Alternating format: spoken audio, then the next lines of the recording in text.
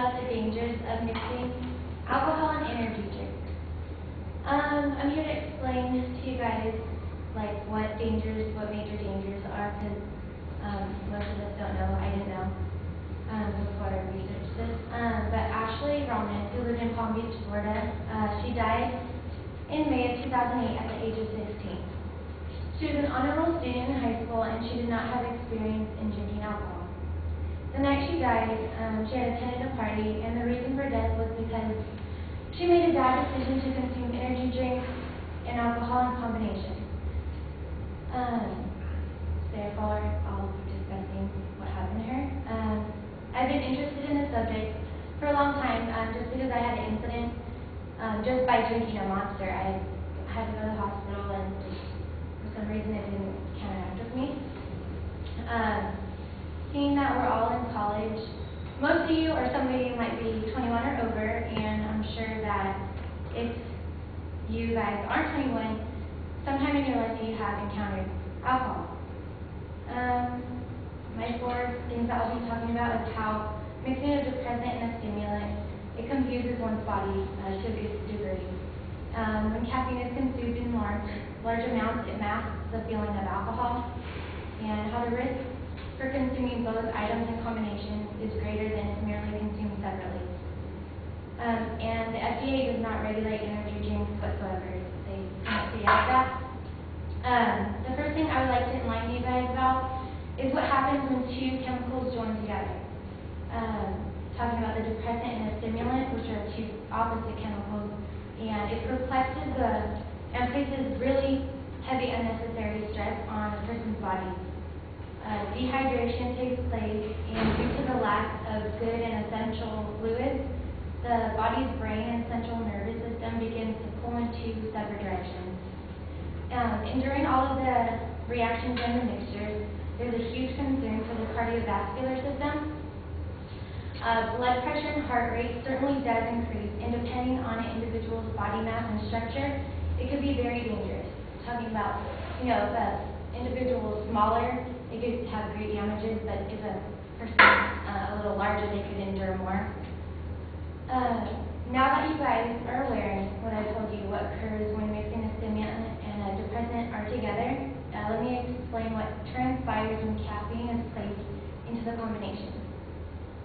Not only do these substances confuse and baffle the body, but in addition of the caffeine, it covers up the feeling of intoxication.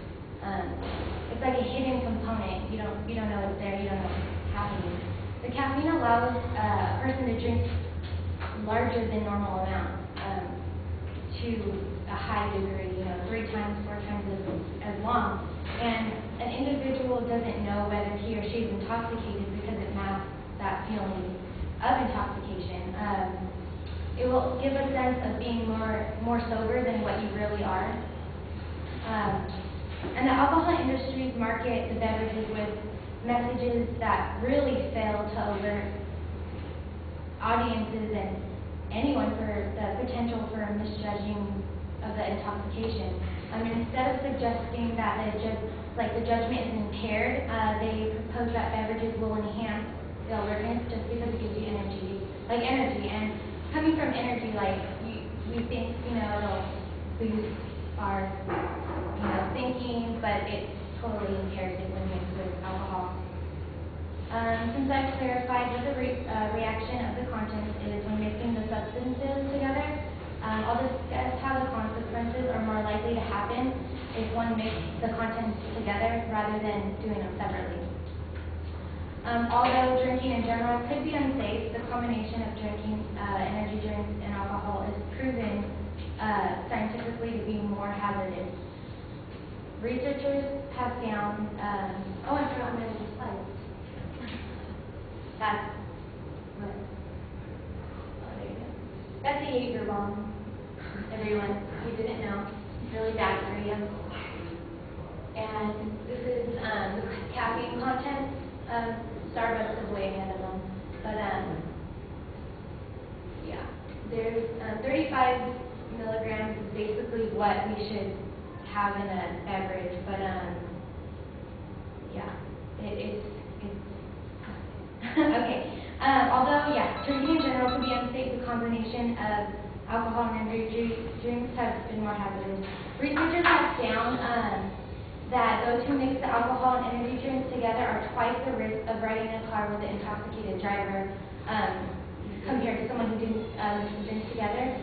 Researchers have also found that when individuals mix the two drinks together, they are also twice as likely to engage in or to be taken advantage of sexually. Due to these outcomes, lives do change and people do often regret their actions. When part of the government's responsibilities are to protect the citizens of our state, the federal politicians continue to fail to regulate the combination of energy drinks and alcohol. Energy drinks vastly exceed FDA standards of sugar and caffeine content. For the FDA's approval, a beverage cannot contain more than 65 milligrams of caffeine. In just one serving of the majority of energy drinks, the caffeine content is 300 milligrams or more. Attorneys generals in 29 states have made clear that they do not support the practice of manufacturing alcoholic energy drinks. Ones that oppose the combination of alcohol and energy drinks believe that the FDA should inspect these issues and help it. Opponents also believe that the FDA should, in addition, increase public awareness so that individuals can make better decisions.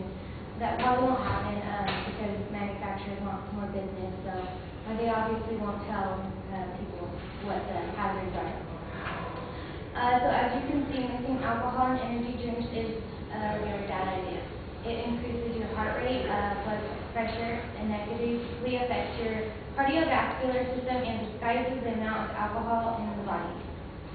With this stated, I am hopeful that if not all, then at least most of this facts and knowledge would be beneficial to you in the future. Like some of you guys want to go party and drink that we were on. It's not a good idea.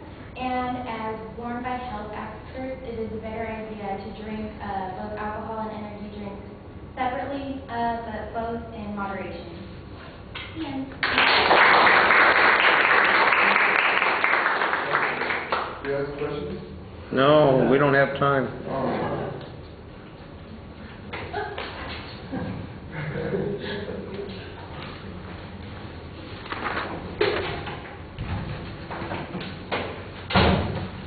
All right, so David, what did you think?